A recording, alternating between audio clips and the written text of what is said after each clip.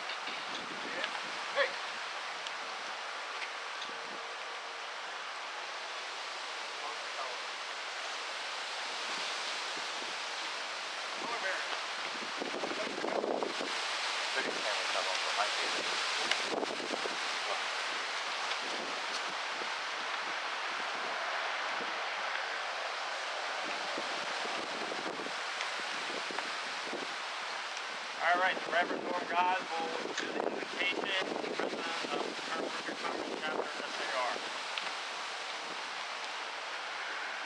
Good morning to all. Let's pray. Father in heaven, we thank you for the tremendous blessing we have of being able to live in a country that is pretty free.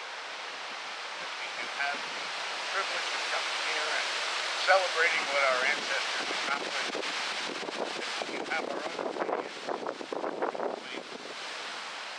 And we thank you for that. And as we come today to remember what these people did to us, a small part in a large organization, we ask that you would remind us of our obligations today to do what we can to maintain what we have. We pray now that you would bless us, all we do, in your name.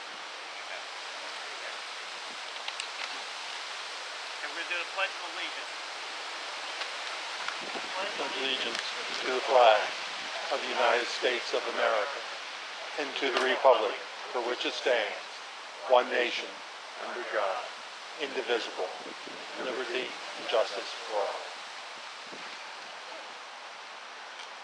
Okay, we have with us Janine Ingenito. She's the regent of the General Lafayette chapter of the DAR. Janine, she's going to speak in a few minutes. We have the state president of the SAR, Charles Morgan. And we have Tim Hart, who is the division director of Ocean County Cultural Heritage Commission. I'm going to turn it over to Norm now. Why don't you gentlemen find a comfortable place?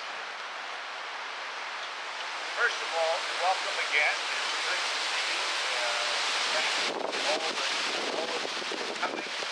And our sisters and the daughters of the American Revolution. You may see people here from a little bit of a wider area than you would expect. For example, you have this from Ocean County. They just disappeared on me. There they are, okay? The Colonel Richard Summers chapter, one of about 13 chapters in New Jersey, comprises the members from probably might be the bottom half of Ocean County. Not even the middle. I think we have a few members up in Jackson. Okay, and all of Atlantic County, all of Big Bend County, and supposedly a little bit of Cumberland County. I'm not sure how that works, but that's who we are. There were several things that happened in Atlantic County during the American Revolution. Number one, our militia, which was comprised of approximately 400 people. We have yet to find any property owners in New Jersey, other than a couple members of the English family, that were not in the militia, other than they were religiously not committed. And so this militia, this 3rd Gloucester County Battalion, was responsible for setting up the ruse that pulled the Hessians away from Trenton and Princeton and allowed Washington to walk in and not fight another 1,000 to 2,000 Hessians. They were busy at the Battle of Red Bank, which is really the Battle of the Philadelphia Airport today, after it's been filled in, and on the other side in New Jersey, and some lives were lost. And then in 1778, British came here. This doesn't seem like a sensible place for British Navy vessels and sailors and soldiers to come.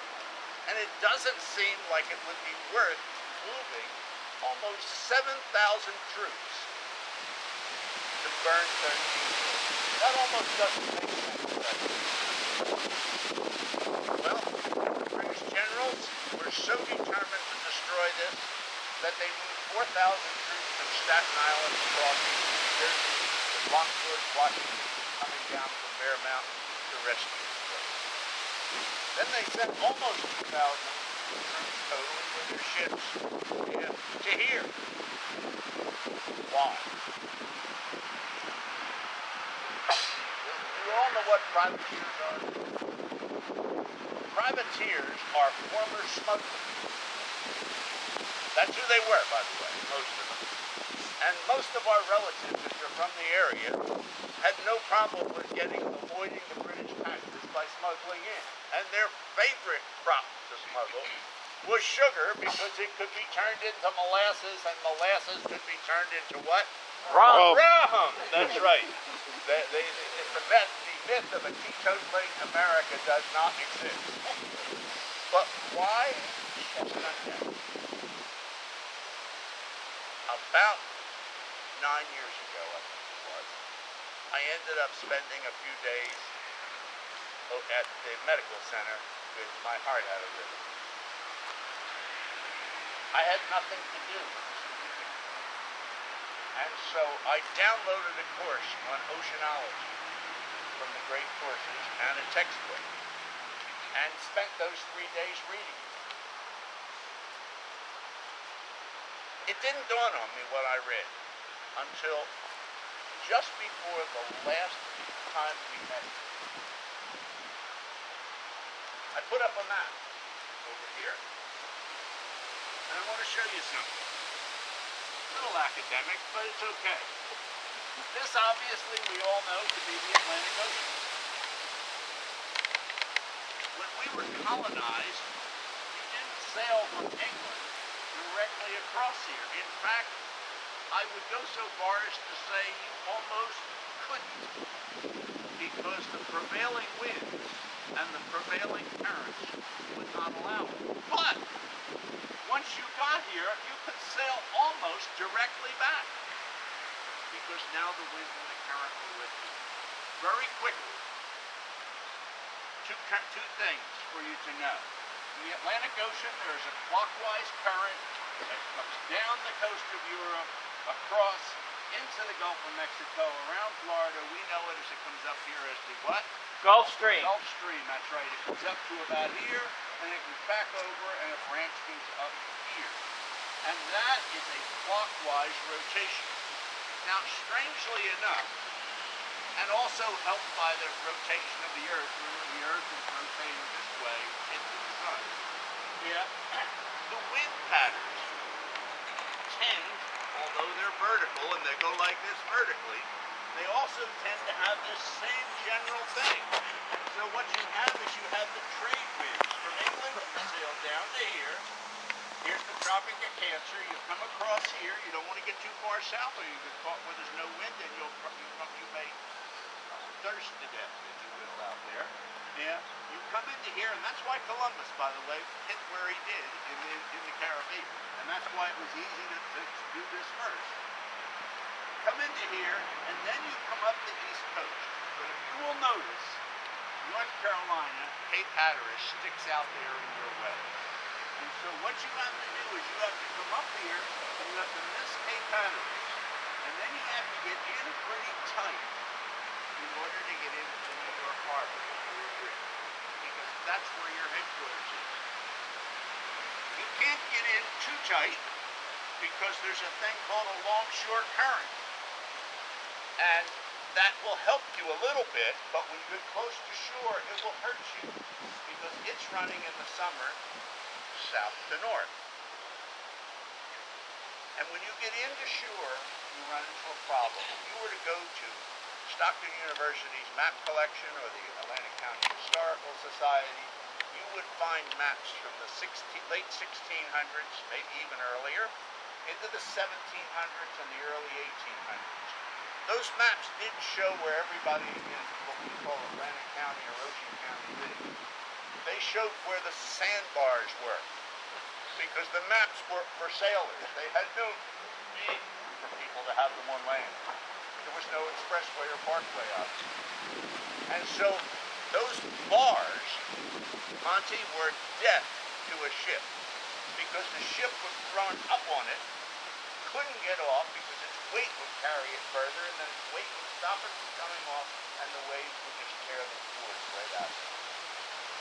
So when they came down to this area here, which kind of is where they have to get close to the shore, it was a perfect spot for privateers out of Chestnut Neck to go out and snatch them. Yes, there were some privateers in Ocean County, up around Tom's River, that did their share. Yes, there were a few in Cape May. But this was an ideal spot. And there wasn't much the British could do. They would take a vessel, and they would go to Congress. We'll say all of you were partners in the vessel, the Greyhound. Well, on October 13, 1780, you decided you wanted to become British merchant ship snatchers, privateers. And so you went to the U.S. Congress, and you got a letter of marque. Or this one here is a man that lived right in this area, Micaiah Smith, called the Fly. And you would arm that with a couple of small cannons, that's all you needed, and a couple dozen people, and you'd go out and look for unaccompanied, unarmed merchant ships. Well, the people running merchant ships, Gary, are not looking to get killed. So you would go out, and they'd surrender. You'd take a third of your crew, put it on it, and you'd sail it back here. Now, I want you to picture the inlet. In fact, I want you to picture this stone as the inlet, and Charlie, if you would stand here closer and just pull on right there. Charlie's hand is the inlet.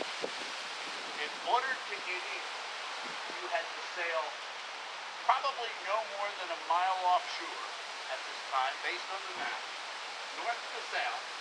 You had to make a very sharp turn, not far away from the beach, come up this way, and go into the inlet. And you had to get into the inlet a good mile or so before you had deep water to put into the map. So you had to be, number one, a great sailor, and you had to know the land. You say, okay, what happened from there? Maps show no, absolutely no, channel across Great Bay. I don't know what Great Bay is, maybe 5 miles in diameter, 6 miles in diameter? 5? And it's flat. Yes, there's a little channel today running down along Mystic Island, and yes, you can sneak around the south side by Oyster Creek and get in, but the maps in those days showed no difference in depth. So who knows how to get across? Well, first of all, it better be high tide. Second of all, you better be from the area. So Chestnut Neck, they'd bring the ships in. If they were too heavy, they'd unload them out at the inlet. By the way, the inlet was 5 miles north of here. And then they would put them on what we southern New Jersey folks call garbage. How many of you know what a garbage is? It's a flat bottom boat, straight sides. If you put a motor on it and you're a teenager, your parents are going to drive you crazy because you can flip them just like that at the corner's head. I never flipped. But my father always worried. But why Chestnut Neck? Because it's really the only place coming from the south up to New York City where you can bring ships in close, get them to a flat bay, and at high tide sail them up right into here because the river's deep and always has been. And now you have a safe place to unload them. The British knew this was a problem. In 1777, in the pension application of Jeremiah Lee, it tells us, it looks like it's in August of that year, but I can't be 100% sure. The British sent 3 ships down. It doesn't say why. 3 small schooners, and they came around the south end of Great Bay. The local militia found out. They were called up with cannon shots going down from Summers Point to Pleasantville to Absecon to Chestnut Neck. A group collected at each point with 2 small cannons and a mortar. And with the mortar, they blew up one of the ships setting on fire, and the other two decided it was best to die. Were they there just to rob cows for food? Possibly. That's what one of the big problems were. Or were they here to try to stop Chestnut Neck? Probably not. You don't send 3 small schooners, each with 1 cannon on it. But finally, at the end, month after month, 8, 10, 12 ships are snapped, brought here, unloaded, goes up to Valley Forge and stuff and other places to feed Washington's troops. We're going the entire year of 1770. Insurance prices tripled in London. Money always drives things. When money comes to politicians, things get done. Because politicians want to stay politicians. Now, I'm not saying that's necessarily a bad thing, but that seems to me the way the world works. And so the politicians said to the generals, clear out that nest of rebel pirates. That's how they saw us. And so they wrote all those things into play. They sent me, now here's where my 75-year-old memory sometimes fails. Please correct me. I think it was 13 ships. Do I need a correction there? Sounds reasonable? We vote for 13. 13, including a flagship, which was a pretty sophisticated ship. It's about 1,800 people. They know they can't get in. There's a little fort out at the inlet called Foxborough. They sound the alarm. You know, how do you know they sounded the alarm? Because we have the letter that Major Payne wrote when we got back here, that he had seen them, run back, and just sent a letter to Colonel Richard Summers, and the other person with him was heading up to Haddonfield to get reinforcements. Isn't it wonderful what you can find in historical societies and universities? That letter lives in the Villanova University archive. And we learned about that. What happened is the troops grew, the militia came.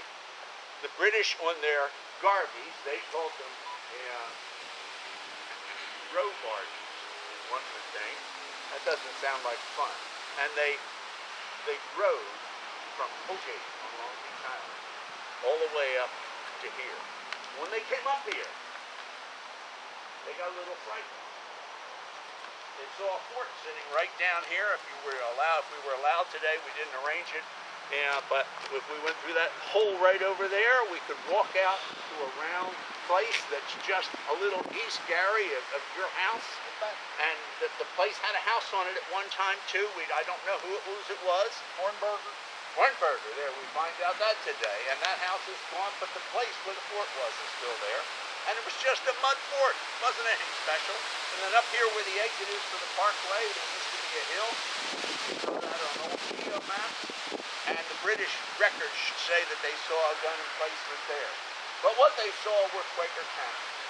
The cannons from here had been sent down to the Philadelphia area. And so what the cannons here were pine logs, stripped of their bark, painted black, and had people manning them. And with that, they came around, and they swung around, and they came in, it says, from the north side, from the far side of the river, and across the market into Chestnut. One person was wounded. Our people here were instructed not to fight against hundreds and hundreds of very well-trained British regulars where there was no reason to fight. So they backed up all the way to Leeds Point. The British burned the town, started a mess a week later over in across the river in New Gretna, and then after that they left. They lost their main ship on the way out. It got stuck on the sandbars. So why Chestnut Neck? Why so many ships in here?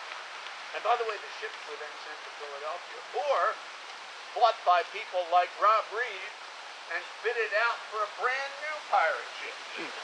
And now we had another person get a letter of marque and another person go out and stamp the ship. And so why? Because marine-wise, current-wise, it was the way to go. The current came right up the coast. And that's where the ships had to sail, the supply ships. The wind, same thing. And then they had the wonderful sandbars that protected us and let us get our stuff in here, sell it off, and finance the revolution. That's kind of the story of Chestnut Neck. There was no 10,000 soldiers there and 10,000 soldiers there with dozens and dozens of cannon. It was in effect a skirmish. But it was a skirmish that involved the supply chain of the British Army in New York City. Now,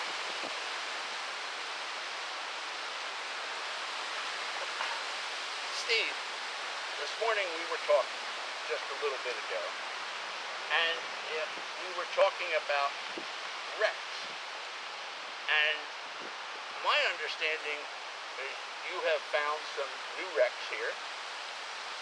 Correct? Correct. And were you able to bring that iPad with you or not? You have it, yes. You have it. Well, Steve has some pictures of some new wrecks. If you would like to catch him, he is a man with glasses and a dark baseball cap, and his wife is with him, and she is assured that he is well behaved today. Oh, I make no problem. Okay, good. But Steve, we had a conversation, and it kind of has. You talked about the fact that with radar, LiDAR, we should actually be able almost to see where the remnants of the mound of the fort possibly was. LiDAR would eliminate seeing the vegetation, so you'll see the ground as it was. Okay. Well, we will certainly do that. Now, I'm going to end, but I want to ask this question. Are there any additions you would like to make? Anything you would like to add or any questions you have? Anyone? You need to feel free. Don? When you first read about the troops leaving here to Wrangleboro and then going out to Leeds and out to the Point, the question comes to mind, why would you put your troops on a peninsula where they could get trapped? But it makes perfect sense if you think that they were anticipating a second landing. Well, when you And say, from when you Leeds say a Point, peninsula, what peninsula are you talking about? Leeds Point. That is a peninsula, sticks out into the bay. Yes. You would think troops are landing here at Chestnut Neck. You put your troops out there, they get trapped because the troops can come behind them. But it looks like they might have been anticipating a second landing. They didn't have enough information. From Leeds Point, the militia has the high ground. And basically from the top of the hill where the stone house is down all the way to Oyster Creek, All that woods was clear cut. That was farmland. They had a clean line of sight. That you just hit the nail on the head right there. The British records say nothing. We have both the Army commander and Navy commander's diary, official diary. They're in that Rebel Pirates book. Yeah. But we have in the pension applications the answer to your question, and that was they wanted to move to a place where they could see what the British were doing, and they could evidently see it from Lee's Point, because they were actually thinking of coming back if they could, it seems, and they were also still worried about the British going up to the forts and destroying the cannon factories, which was the big issue. But by then they had Pulaski coming, they knew that, and they had the cannon coming from Haddonfield, neither of which got here in time. But they were coming, and that's what made the British, after they ran across the river the next morning and burned some houses and salt works, to get back in their ships and go back out, because they too heard that reinforcements were coming. I mean, that was one of the things when they got to Little Lake Harbor, and they make a landing because they knew that there was an overland road from there to Batstow. But they encountered Pulaski, and there was no real battle there, but they, other than the one house of pickets that they attacked, somebody at Pulaski's headquarters apparently could hear the commotion, fired a small signal cannon. Yeah. Well, they'd only landed maybe 200 troops initially, but it's like an hour to row across the bay to bring more troops in. They had to go back and get more. They left 50 out on Osborne Island to guard the bridge for the retreat. You're talking about the Osborne Island affair, yeah. Which happens a few days after this. Yeah, let's not get too deep into that, though. Let's leave it at Chestnut Neck, okay? I appreciate that. So you now have heard the story. Any other questions, comments?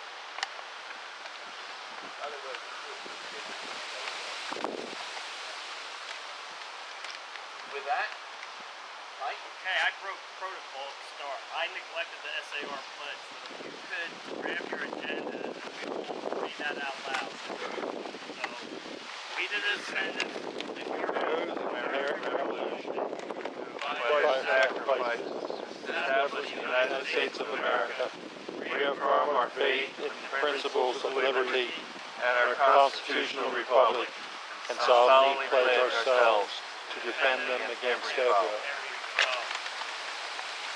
Okay, if we can have Janine up here with Norm, we're going to lay the wreath.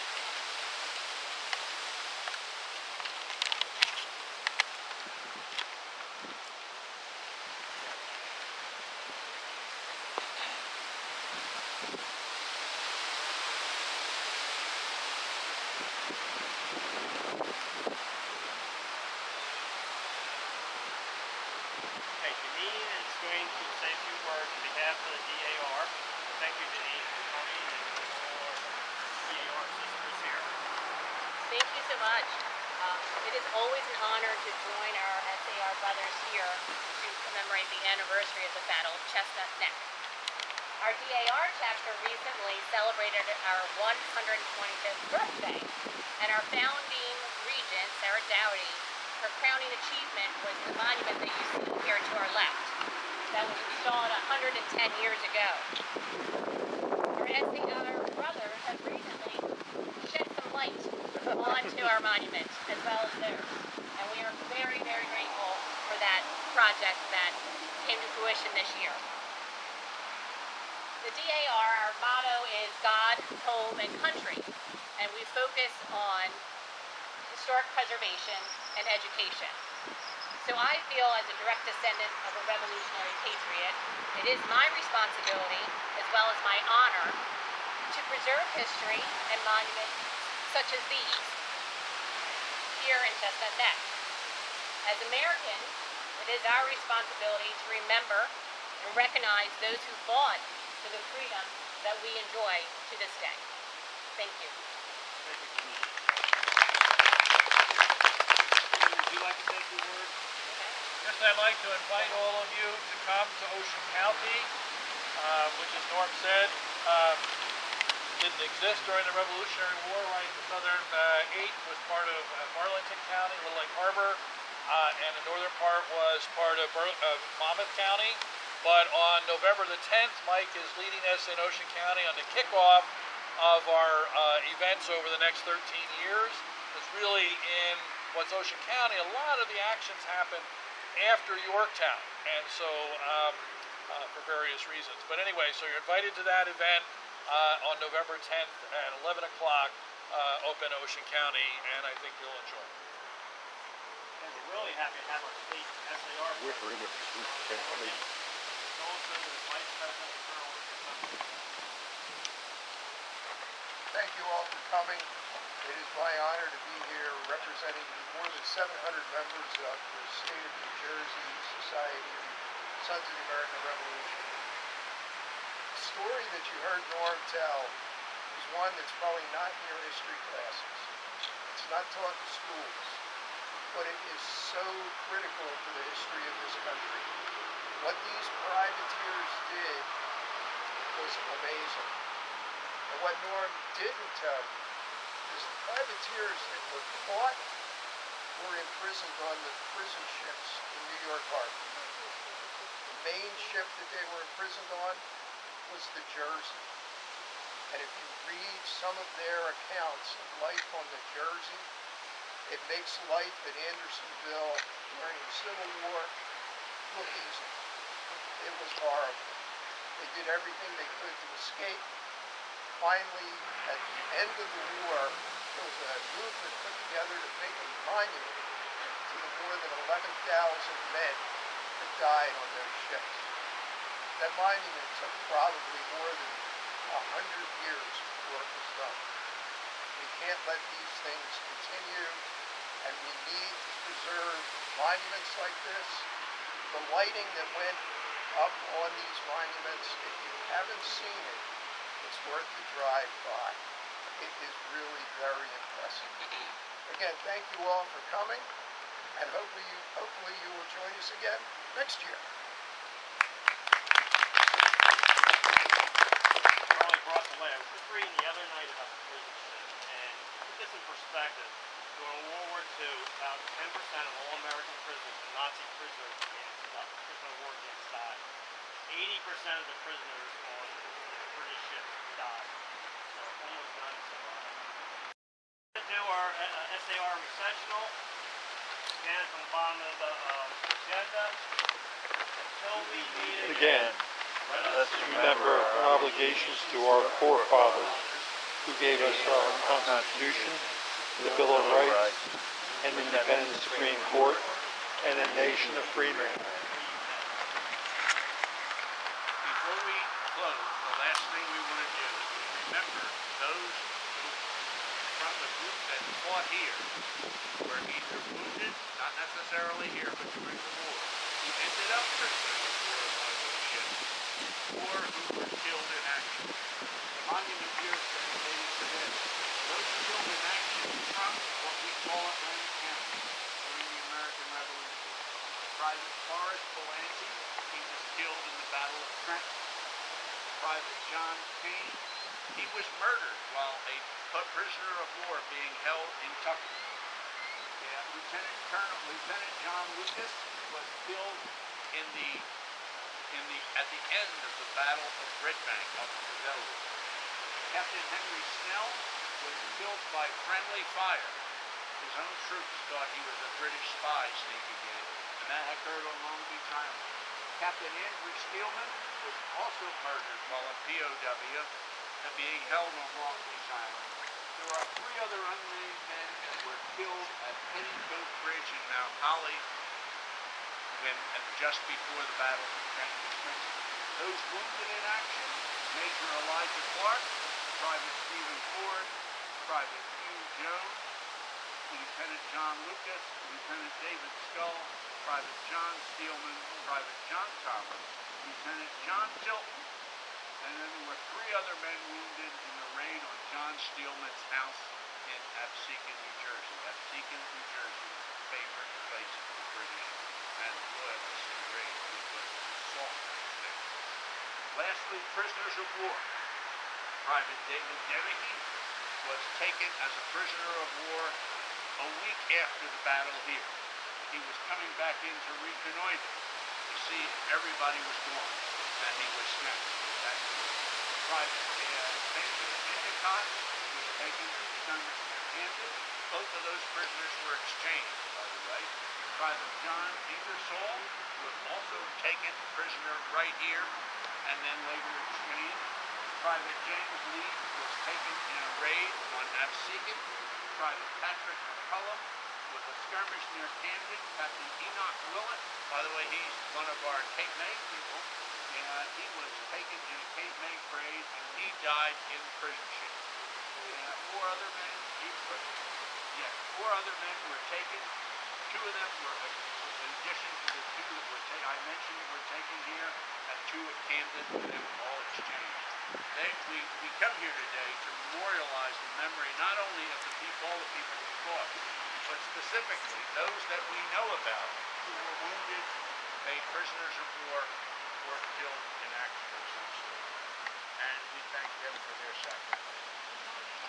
Okay, at this time, we have the color guard retire. Color guard, please. Color bearers, retrieve the colors.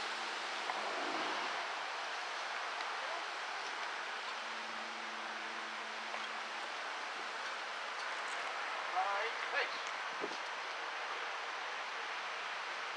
Forward. One.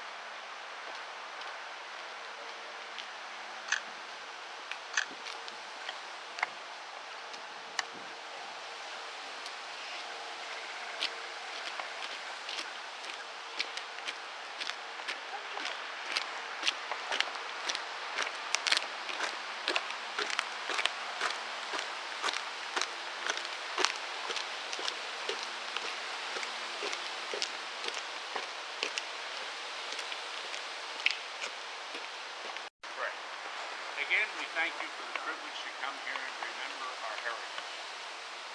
And again, we ask that you would place on all of our hearts a desire to preserve our freedom, not necessarily to be part of one political group or another, one political movement or another, but to preserve the freedom to have those groups and those various opinions, and yet come together and do things in some sort of sense. We pray this in your name. Amen. I'd like to thank everybody for coming today, and we'll be here in the spring with the DAR and Memorial Day weekend, right? And we'll be back here again next October. Thank you very much. Yes, we will. You have to go home, though. We can't let you stay here in the tent until next October. And remember,